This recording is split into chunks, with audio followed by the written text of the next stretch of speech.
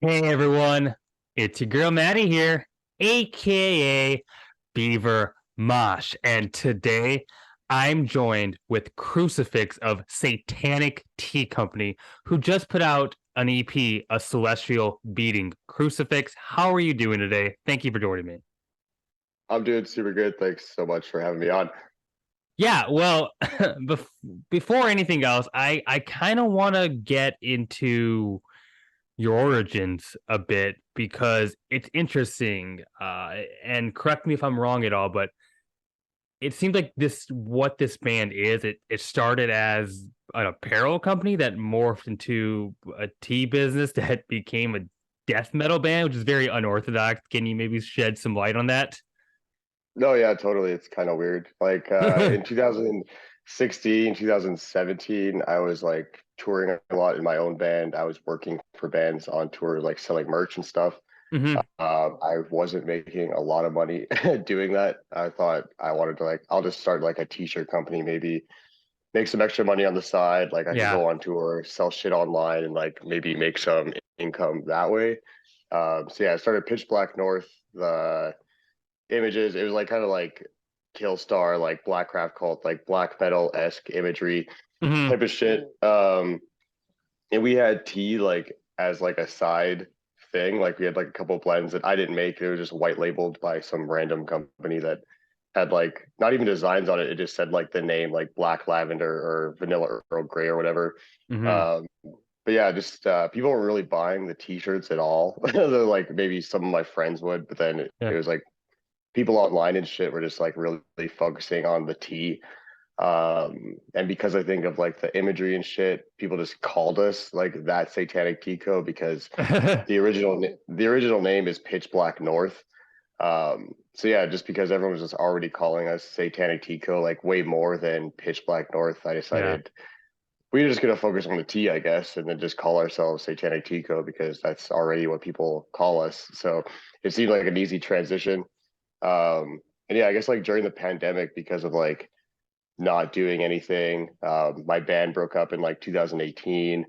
I think like not doing that and like the mix of like COVID and quarantine and shit, like it really was hard on my mental health, like not being able Yeah. to create music in that sort of way. Like we were already doing like pretty well with the tea company and stuff, and like working with bands and doing all this stuff that I was like really wanted to do growing up and shit. So like that was cool, but I think there's still like a void missing without the music, like myself or like me being involved in like a musical project. Hmm. I have like a really hard time focusing on more than one thing at any given time. So I Same. just decided, yeah, it's like it's a struggle.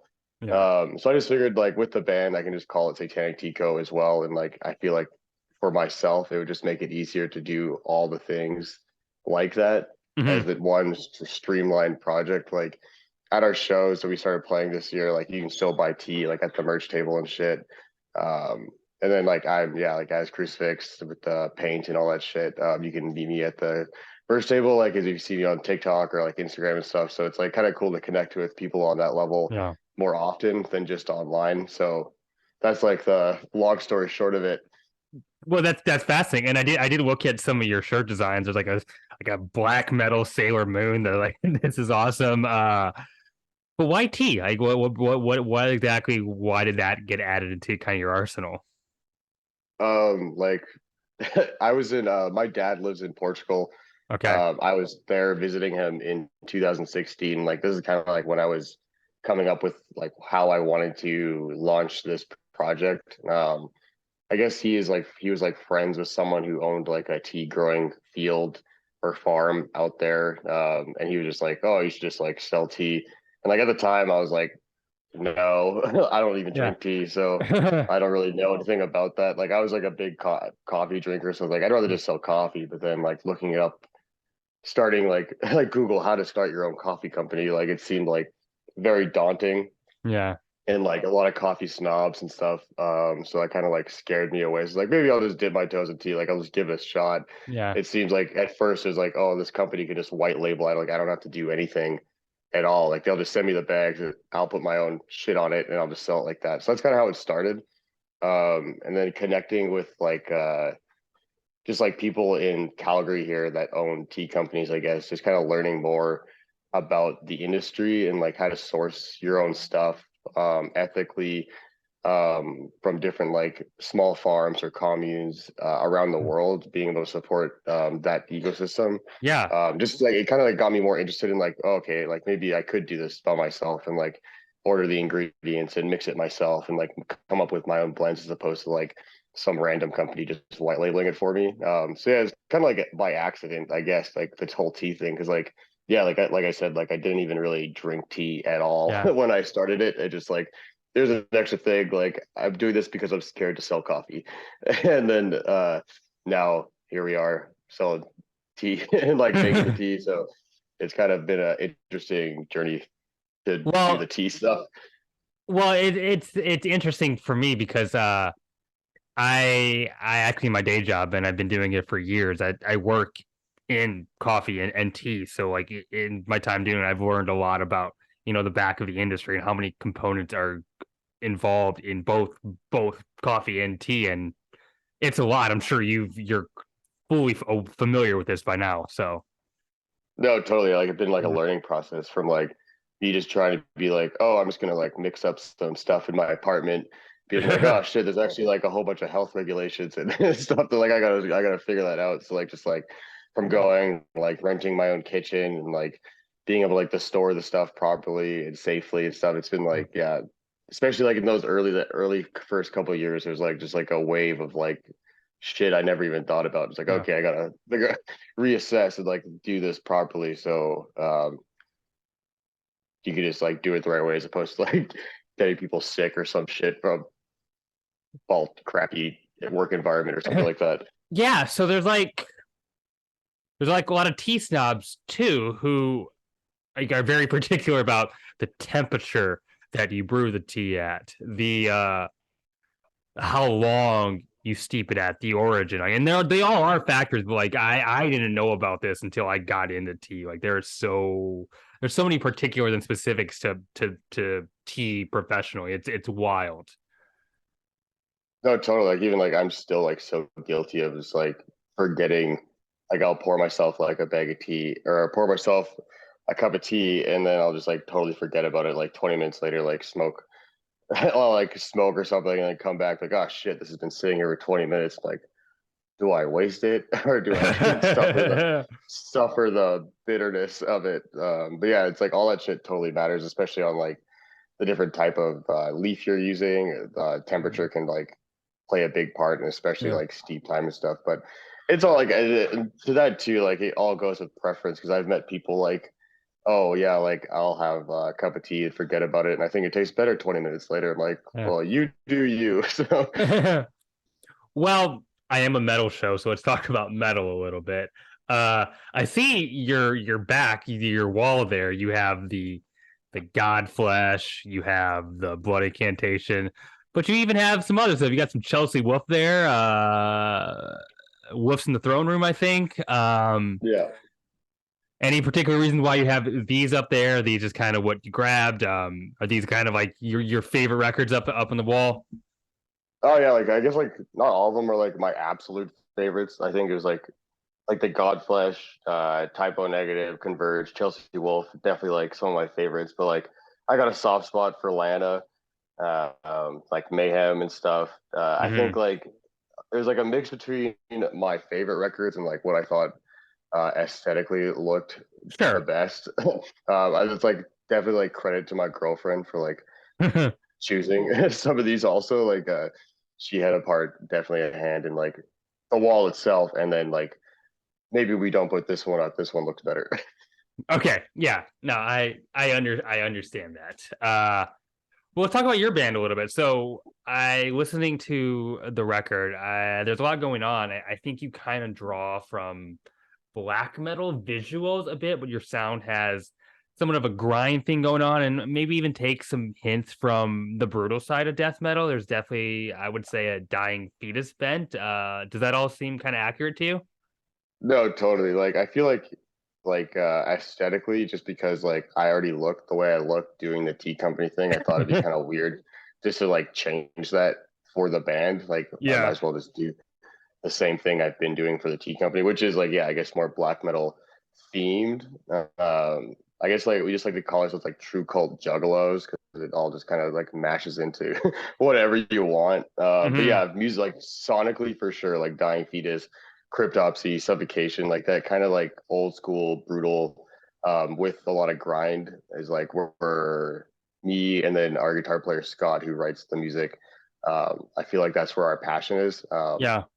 To play. Like we all love black metal, but I think like just for this project, we knew we wanted to make it death metal band with a lot of grind influences. And like, yeah, you hit the nail on the head with the Dying Fetus thing. It's like probably one of the main like the North Star of like where we're trying to go with it. It's a big year for that specific brand of death metal. I mean, Cryptopsy put out a record, which I think it might be their best in a while. We had a Dying Fetus doing Dying Fetus, and we're getting a new Suffocation. I mean, if you're a No, brutal death totally. metal Yeah. fan, it's a year. No, it's actually crazy. Yeah, like New Cannibal Corpse was awesome. The Yeah. Cryptopsy, I definitely agree. It's like my favorite record they've put out in quite some time. It's like sick hearing. I think it's Matt's first full length with them. I'm pretty Okay. sure. So it's like cool to hear a whole that amount of work from him. And yeah, like Ricky's first record was Suffocation too. So it's going to be really exciting to hear the full thing. But the two singles have been super sick. So like, yeah, this past like 6 months have been super insane for like legacy death metal bands, especially in that vein. Yeah. Yeah. Well, so the music that your band is putting out so far, you have this EP. It's a quick 14 minutes, no resting point, and then it's gone. Is this a teaser for something else, or is this kind of just is this foreshadowing a bigger release, or is this really just what you wanted, like a quick statement and then get out of there? Oh yeah, like so with the EP, like you just wanted to have like because we put out two singles last year. Hmm. I knew I wanted to have like more a collection of songs. In the meantime, like we are currently writing a full length record, so this there will be quite a bit more music coming up. Hmm. Um, but yeah, we didn't want to like put it all on the EP, so like nothing from the EP is going to be on the full length, but we wanted to like definitely like paint a broader picture than just a couple singles of like what the band Satanic Tea Co is about and like what Hmm. kind of shit you can expect from us moving forward, which is going to be more touring and then yeah, full length record. Cool. And I'm curious because you say you listen to a lot of black metal. You have a Mayhem thing on your wall. Are there particular black metal records that you absolutely adore, or at least are like creeping into your sound at all? I think like vocally, like old Mayhem is definitely like always been like it's just been there with me from like uh, forever. Like it's like just like one of those. It's just one of those classic bands. Like I feel like a lot of people are just like kind of like to shy away from like, oh, you like Mayhem cringe or whatever. It's just like I don't know. I have definitely a soft spot for that. Um, in general, yeah, it's like I don't know. I don't think there's like a particular black metal band that's really stands out other than the Mayhem vocally was definitely be like a big part of it. Like I don't know if musically it's going to be um like with the instruments it's going to be a big part of it, but vocally you'll definitely like see some of that in the new record. Okay. Yeah. More like the Dead vocals or the Attila vocals? Attila, I think. Yeah. Okay. And you play with religious themes in kind of a subversive way in your music. I mean, you are the Satanic Tea Co. It's very deicide of you. You even have a song called Dissecting Christ. You want to tell me how and why you're kind of tapping into these certain themes in the way you are? No, totally. Like with this project too, it's like the first time I've been in a musical project where I'm like I can just do whatever I want. Like it's still a collaborative process, I guess. Though like previous band, it's like okay, there's five of us. Everyone's got to be kind of happy with all the things. But like Yeah. now, I'm just like I feel like this is a more honest, just like reflection of myself. Like growing up, I grew up in like a super right wing religious like type household. Like Same did I lots of did shit. too. Yeah, it's like Yeah. yeah, I think there's like a lot of people in the metal community right now that are able to just express themselves, that Yeah. come from that kind of way or like have found metal as a way to just kind of be themselves in like a really non-apologetic way because they were so like under the boot for so long. Yeah. So yeah, like really right-wing Christian. My parents did not like any, like I used to like only be allowed to listen to Christcore. Like I would have to show my dad like the lyrics of songs. Like I would show him like Under Oath lyrics like that when they were like super Christian, and he'd be like, "There's no Christian merit in this. Throw it in the trash." Like this, like even that wasn't Christian enough for them. Jesus. Yeah, like I was around like people that were like thought they were prophets from God, like end times are coming, like don't get tattoos because you're gonna be able to get marked and then your head's gonna get cut off from the atheists, and like surely this is the kind of shit like I was like told like very often and frequently. Like so kind of like then like kind of like I guess playing music and like starting to skateboard, being around like more secular type people, like inadvertently, like when without my parents really knowing, like getting exposed to like non-Christian stuff, Yeah. kind of like escape from that kind of a mindset. So I guess like yeah, it's like putting myself back into that how I was feeling like growing up, and like it's I think we do it with like a touch of humor. It's like not supposed to be like kill Christians, like you know what I mean? Like it's like I think it's supposed to be like kind of funny. Like you're not supposed to take it super seriously, but at the same time, it's just like what if people just like took Jesus off the cross and ate his flesh and thought maybe that's how they would like gain his super cool Jesus powers. Yeah. So yeah, I guess like it's just more touching on like my roots with Christianity, how I felt growing up, super like vivid dreams I used to have, especially back then. Like I feel like because of weed, maybe I don't really dream that much anymore. But like back then, I was having like some crazy dreams and just like recanting on or recalling on some of those feelings. I really put that at the forefront of a celestial beating for sure. Well, I'd love to talk about a little about this more because I actually just put out a full episode. I interviewed Josh from Oozcost about this. I was also raised in an evangelical household. My parents were ministers, so Pentecostal, so praying in tongues. So I know all the stuff you're talking about, and I did a whole episode talking about all the Christian metal that I was into. Yeah. You said like Under Oath, but I was like I discovered like Christian black metal and death metal, like that stuff existed. It's wild, but now that I'm like older, I can get into like the real stuff. But yeah, I like the music, but now that I am, an adult and free and totally do not believe in what I was pushed as a kid, I do find some catharsis in listening to deicide and black metal. That kind of throw some dirt at stuff that I was forced to kind of have in my life as a kid, and I think a lot of people feel that way. No, Uh, totally. Yeah, it's like a good way to put it. Just like yeah, throwing some dirt at. And it's like because there's like a lot of like pent up anger about like this the way I was treated or like the stuff I was told or like the way I was forced to feel about like just wanting to express certain feelings, especially back then. Like it's it is like it's like weird now. Like I'm putting it all out there now, like 15 years later. yeah. But it is like kind of like a release or like a even like a therapeutic to just like write it down and then be able to like sing those words and yeah, like poke that a bit. I I want to talk about the cover of your EP because it's very interesting. At least to me, it's like this skeletal snake thing looking over Yeah. like this crowd on some like pedestal. Can you tell me what's happening and where did this image come from? Yeah. So like pretty much all the art and the single art from the Celestial Beating campaign, it all came from our bass player Connor. He's Yeah. like yeah, really really great artist. If you look him up, Tar Mouth on Instagram, you can see he's like fantastic artist, and I think it's like a bit different than what you typically see from like death metal bands, especially with the single artwork.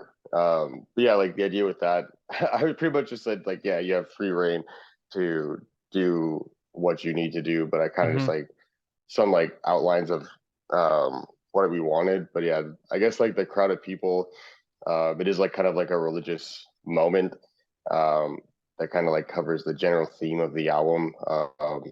All these people coming to worship this celestial being Okay. who they all think is like good, and what they think is going to be like, oh, this is the Christian God, we're going to be saved. But then behind like the veil, I guess, is what it really is. And this is like this huge, insane, like crazy monster that's going to be the end of them all. I guess that's like generally what it is. Like the way the monster looks is definitely like his his own vision of what that would be like. Mm-hmm. And yeah, I think it's pretty awesome. Someone from Japan just like posted this. I guess it looks like this flower in Japan. I can't remember what it's called, but they posted on Twitter side by side, and it looks exactly like this like big flower. So that was kind of cool. But the image itself is like kind of like a hand with the whole skull, and it's basically going to like Yeah. just crush all those people and like drag them to hell or something. But Yeah. It looks. I when I see that, I'm instantly reminded of like a bosses in a few video games that I faced. Like it's like a similar archetype, that like snaky head, like about to devour somebody kind of character. It's kind of cool.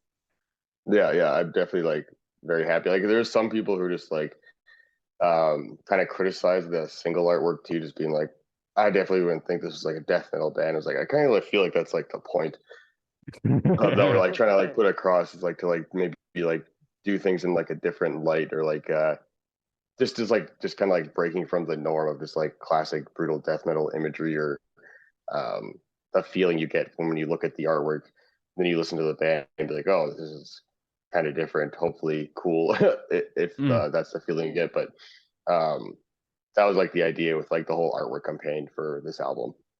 Okay, yeah. I mean it's striking. So I mean that's what you want, and it works. Right. So I did a little digging about your company, and I noticed it was featured in the New York Times. Like, Yeah. why do you think this like very mainstream newspaper was interested in your death metal tea? Like, how did that come about? What came of it? What kind of attention did it bring?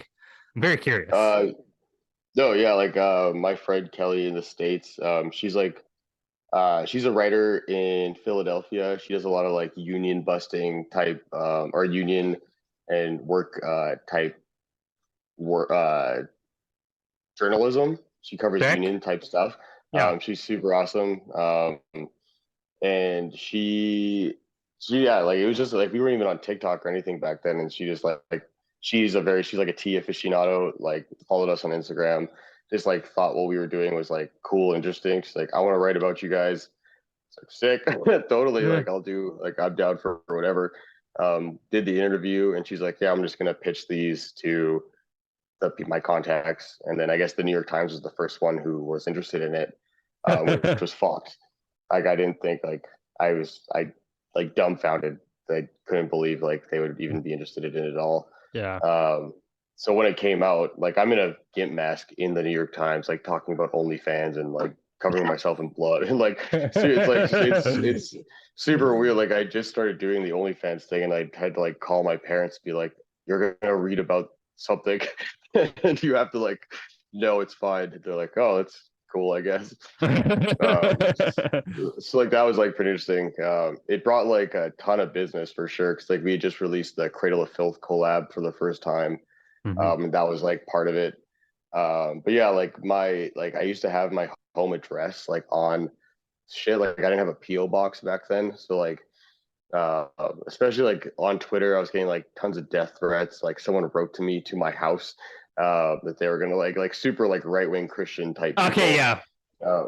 Um, like a Canadian newspaper had like there's like something in Ontario where you can just like some the Hamilton Gazette or like some shit like that. That's like a place where people can like write their own stuff, and it gets printed in the newspaper. And like this lady like wrote this whole thing about how she was super offended about some New York Times article about me. Yeah, it was brought a lot of attention and a lot of like I guess like credibility to what we were doing, but at the same time, it was just like it was kind of like I had to like reassess like maybe I should get a PO box. Like I don't want people knowing where I live. Like I guess people feel pretty strongly about um, how much they hate what I'm doing, which especially back then I didn't seem it was like that crazy, but Yeah. Um, yeah, it was super cool. Like, and it brought like, yeah, like a lot of different articles like wrote about that article. So it got us like a lot of publicity in a time where like I was like really trying to quit my job. So like it allowed me to quit my job back then, to do the tea full time for like a bit. But now I have another job again. So it was like a bit Yeah. short lasted, but super cool. It was very cool. Yeah. Does that does that prove like the themes and the point you're trying to bring in your music at all? You know, you have this crazy right wing Christian woman, you know, freaking out and feeling like she has to like write to like expose the world to like the evils of your company. Like that's wild. No, yeah, it was like kind of funny. Like that part was kind of funny. Like getting the death threat in the mail was kind of like Jesus Christ. Like I don't know how to feel about this. Like that people can find out where I live. So we're like, I don't know, like how far do people take it? You see shit in the States, like you see stuff like that in Canada, I guess, but like especially like looking at like the news in America, like all the time, like people are doing all sorts of wild ass shit. So it definitely made me like feel like what could be like the cost of doing this like Yeah. tea company, I which is mean, like an absurd thing to think about. I mean, like, what were the letters like? If you don't mind me asking, like, what did they think you were doing? Did they, I mean, if they read the article, they know you are literally just a tea company. Like, what were they so afraid of? I honestly don't know like what they were really for. Like I didn't, like I never would have like imagined Yeah. people doing like going, taking the time, like getting out the notepad, like starting to write. Yeah, just like yeah, like don't be surprised when you open the door. There's a shotgun in your face. It's just like just shit like that, or just like the fuck. Yeah. Um, so yeah, I that was something I never really expected. From that. But that's like that was just like a consequence of the article coming out. So it was mostly good, but there was like some scary aspects, I guess, from that. So hopefully you have a PO box now. Yeah, yeah, I have a PO box now. Okay, good. That is wild. Well, you mentioned Cradle of Filth. I did want to ask about it because I think things like you've done some crazy collaboration. How are you getting these connections and what is coming of them? Yeah, so like at first I was like literally just like some guy on Instagram DMing people, like just cold call DMing people. The Danny like I messaged Danny Filth. Like Lindsay Schoolcraft used to be their keyboard player, and I had sent her tea before. Yeah. So like I think maybe he'd like seen her drink it on tour or something. And he had like maybe like an introduction to it that way. Um, yeah, I DM'd him, and like a month or 2 months later, he messaged me back being like, I talked to our manager, he thinks we should do it. And like, okay, sick. Um, and then like, yeah, I think it was like it took like almost a year of like sending samples back and forth, like him deciding on the artwork. Like some artists like don't give a fuck what it looks like, what it tastes like. They just want to do the tea. They want to get paid at the end of the day. Like Bloodbath, we did a collab with Bloodbath. They didn't care. Yeah. They wanted the artwork to look a certain way, and they wanted it to be blood red. That's all they cared about. So super easy The to work with like artwork or the that. tea? They wanted we had to do two drafts of the artwork, but they also wanted the tea to be blood red. So with them, we ended up doing like um, a beet latte powder, which was Mm, super easy and like super blood red. But yeah, like someone like Danny Filth, like he was like, it has to be exactly how he wants it.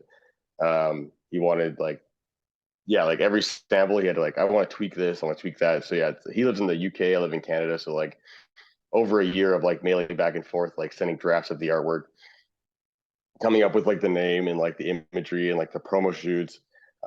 He was very involved. So it took like quite a long time. But yeah, like that was like part of the New York Times article. That was like the big, what is this random company no one's ever heard of? Like, how did they do this with this band?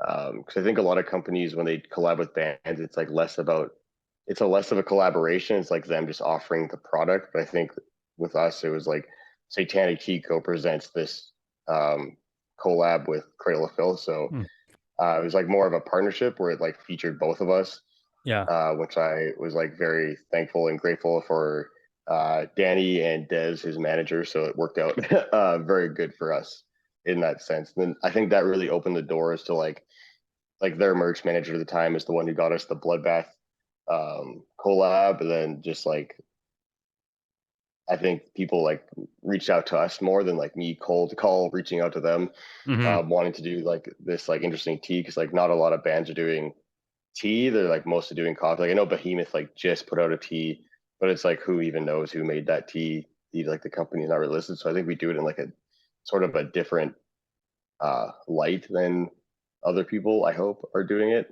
Yeah. And yeah, that's basically how it's gone. Like yeah, like we've collabed with some of my favorite bands like Twin Temple, Bloodbath, Cradle. Midnight was like a big one for us too. So Oh shit. Yeah. so hopefully we can just like keep doing that. Like a Squaler Grind was like the most recent one, which is like one of my favorite grind bands right now. So pretty stoked to be in like, and I feel like blessed to be able to like work with this like opportunity to like work with like some really cool bands and like connect on that level. Yeah, yeah, no, that's super cool. And those are some massive names that you're throwing out at me. I never really like thought of tea being a very metal thing, but in a way it does. You know, tea doesn't have to be this like posh thing. I mean, Yeah, it doesn't come from those backgrounds, and you know, you see a lot of like black metal cover arts. You know, they're always raising a chalice of something. So why not? Why can't it be tea? You know, but clearly it's taken off for you, so that's really cool to hear. totally. Yeah, it's like that was like the whole goal at the beginning too. Just like I don't want it to look like David's tea, or like I don't know if you guys have like an equivalent in the states. Just like all like very like very baby blue. Like this is for moms. This is for like you know what I Yeah. Oh mean. yeah. Oh yeah. Oh yeah. It's like I just want to be like this is for like I think like especially with us, it's like we introduce a lot of people to tea for the first time. Like especially through collabs. Like a lot of people maybe like it's like oh tea is like maybe a feminine thing. Like it's like I think it's like tea is just like for everyone. Like people there's like a weird there's like a especially like in Northern America I think it's like a weird thing around tea drinking. So you can go to the UK like everyone's drinking tea doesn't matter. But like yeah there's like some people who are especially like talking with like some bands who have said no we're like we're not a tea band. It's like you know what I mean. It's like What does that even what mean? the You know. what the fuck does that even mean? Okay. So yeah it's like it's yeah it's been interesting but yeah it's just like I just want to be yeah like introduce people to tea in like an interesting way that maybe they wouldn't drink it before or like they don't want to like reach for like that shitty box of tea in the back of their parents like cupboard. They can be like oh, okay this is cool then like maybe that'll open the doors to like them going to a local tea shop and like trying to find new flavors and blends on their own. Yeah, no, no. Tea goes way deeper than the Lipton in your parents' cupboard. It Yeah, goes yeah, way totally. deeper. I mean, do you what kind of what's your profile? What do you? Well, let me ask you this. Actually, better. What seems to be the most popular tea on that you sell? What is really drawing people? What's really selling? Like overall, like I feel like one of our most popular blends is actually like a herbal blend. It's like our Satan Slumber, which is like a chamomile valerian hops blend. Ooh. Like my mom definitely swears by this blend, even though she's like mega Catholic and really about it. But yeah, Satan Slumber is probably the best seller for sure. And then I would say like Antichrist Pumpkin Spice because people love that shit. And Vanilla Earl Grey. And I like for myself, like I love like lots of different types of flavors, but like for an everyday type of blend, like I'm a pretty basic bitch when it comes to that shit. Like I'm always reaching for the vanilla Earl Grey Okay. myself, totally. But like even like there's like some blends like lapsang. I really like the smokiness of lapsang. I think it's like more an acquired taste. Like some people call it akin to like a whiskey Hmm. ish or like a scotch type of flavor because it is like very stark and like if you aren't used to like that really strong smoky flavor it can be kind of like a kick in the face but Yeah. that's like even like kind of fun to like mix with something like a vanilla Earl Grey or like an English breakfast to like cut the smokiness down a bit but like more richness. Hmm. But yeah like that's usually like my favorite type of shit. Yeah, I mean there are like acquired tastes that people seem to really like and some people hate. Like I love black licorice, and I've had good like licorice tasting teas, but it's like that's not for everybody. But sometimes when somebody Yeah. really likes that, they like it. Yeah, not for me. Black licorice is like one of those things I'm like not about. Like my girlfriend loves that like those like all sorts or whatever, or like do you have Yeah. all sorts? Yeah, I just like I'm not about it. I can't do it. Well, yeah, that's fascinating, and I'm curious too. I mean,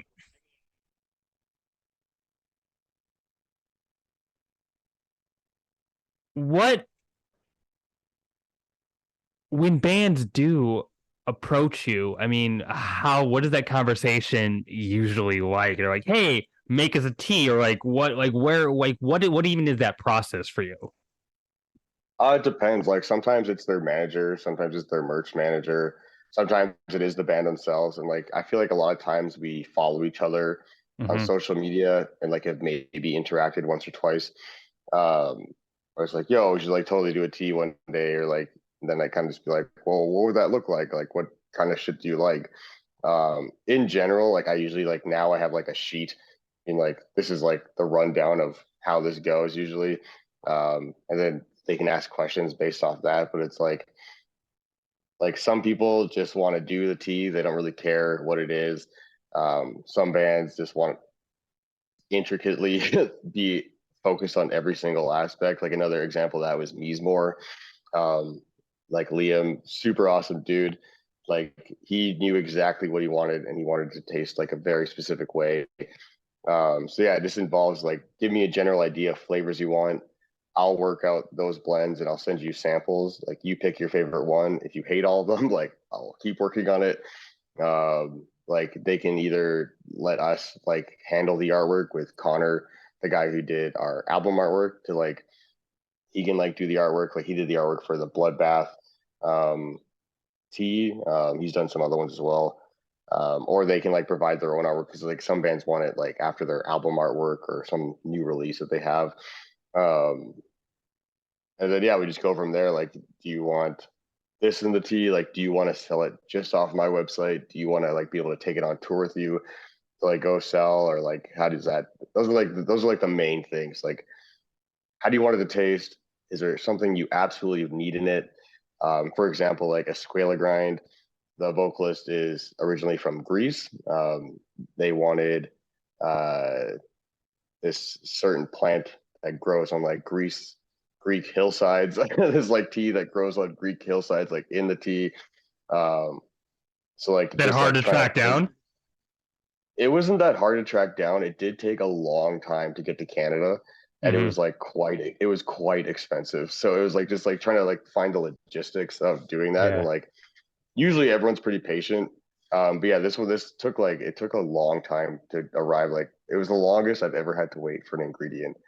Hmm. But yeah, like we got it done. So like, and then the band was super happy. Like everyone really loves that tea, and like it's sold out in like a day. So it's cool to be able to like make that happen for the band and like get everything that they want out of the product to reflect themselves as well as us in the tea. So that's basically how it goes.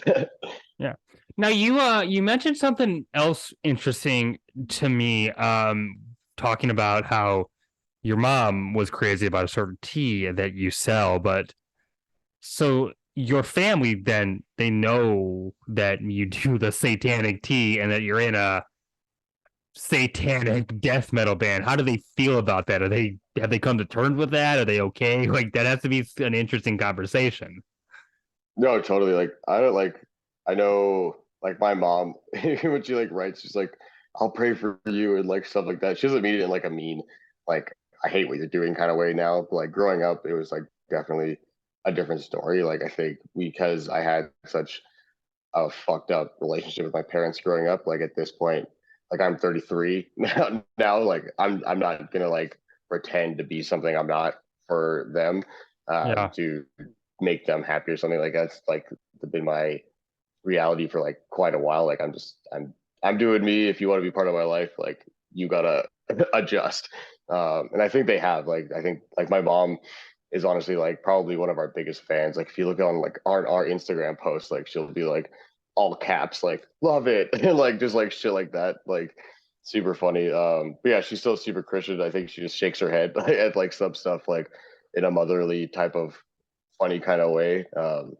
Yeah, I think they've like definitely chilled out a lot. Like, I'm not sure where my dad's religion's at. Like, we don't talk too much these days. Yeah, like, he's like supportive enough. Like, he's like, cool, do what you got to do. But overall, like, yeah, it's like it's a much different story from when I was like 11 or 12 or a teenager and shit. Like, how I was like the environment that they created, especially around like the church and like shit like that. But yeah, like my mom for sure, biggest fan. She's like all about it. We'll drink all the Saint slumber. If she gives it to my family, she'll like pour it out of the bag into a Ziploc bag so people don't have to like see the packaging, which is like whatever. She's like she's being her supportive in her own way, and I'm like I'm cool with it. Like yeah, I'm cool with it. She's like she's super chill though. Yeah, you know, I in my boat, like I don't really, I haven't talked about with my family about this. I don't know how they would react. Like it's like not even like I like I'm the same way. Like I'm an adult. I can do whatever I want, but also like maybe I'm protecting my family. Like I don't know how my mom would feel about me showing her this interview I did with I don't know Goat Muncher 3000X Kill Christ. Like I don't know. Like that just be like I don't want to open that door, but like it's just a weird thing that I think a lot of people who are like into metal that grew up in that way have to think about at some point. No, totally. Yeah, it's just like there's I was kicked down and like just like silenced or like not being able to express myself for so many years, or like in Yeah. fear of like what the repercussions would be for that. Or I'm just like everyone like even like with music and stuff, like trying to like be a certain way in like my previous bands, like not being true to myself. Like now I'm just like I don't give a fuck. Like I'm gonna do Yeah. what I want to do. Like and like everyone can do it in their own certain way, but like just for me personally, I'm just like Yeah. everyone can fuck off. Like everyone can fuck off. I'm doing it this way. If you like it, fucking sick. If you don't, like get the fuck out of my way. Like I don't care. And that's like pretty much the attitude with Satanic Tea Co, like in general. Like Yeah. I'm not doing this for anyone except for myself. If it looks a certain way, it's because I chose it that way, and like that's it. Hell yeah. Words of wisdom for anyone watching. That's definitely an attitude to have. Hell yeah. And I'm gonna take that to heart and consider how I interact with people going forward with that mantra because that holds a lot of weight. No, it like it definitely like it took me a long time to get here. Like yeah, like I said, like I just turned 33 this month, and like I definitely wasn't always like this. Like I definitely was very worried about what other people thought, and I responded accordingly to that, and like tried to act like a certain way. But like I just like I don't know I don't know what the change like what the switch was, but maybe it was like during the pandemic. But I'm just like I'm done. I'm done. I'm just gonna do this if you like it, and like I feel like overall it's gotten a pretty positive response, especially with Satanic Tea Co.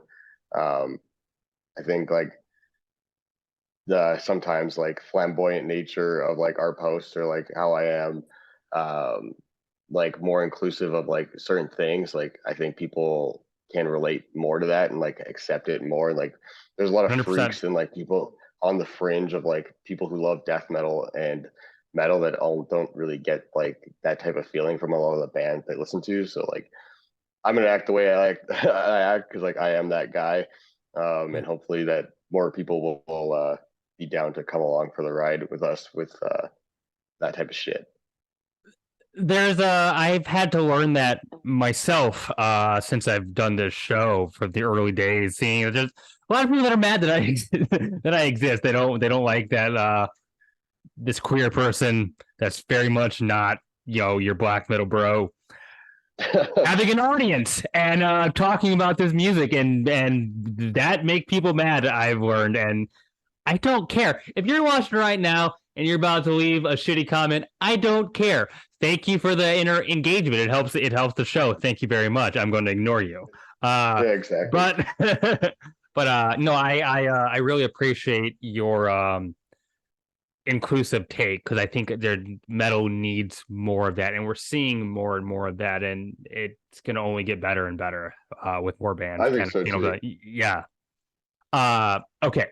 I am going to do a piece of very bad journalism, and I apologize. But your band name, the thing, it just I have to ask this. It just you're just giving it to me. What? How do you pair death metal with tea? You know, what's the best tea that goes with death metal? You know, like where, what, how, you know, what is, you know, if I'm listening to, I don't know, symbolic by death, you know, what do I need to pair it with? Like I think just with like the metal theme in general, like I guess like we have this blend that's called Septic Savior. It has the Lapsang Souchong, which is like the very smoky Japanese tea that is like smoked over pine needles. So that's mixed with like English breakfast and coconut shreds. So I think that's like pretty metal because of how smoky it is. Goes with the theme. And like a Satan slumber, I guess. If you're trying to like maybe if you're just like smoking weed, listen to metal, like that would be like a good mellow, um, like a doom metal type of vibe overall. Well, I guess it matters to subgenre too. Like, I'm sure. What if I'm listening to power metal? What tea do I want then?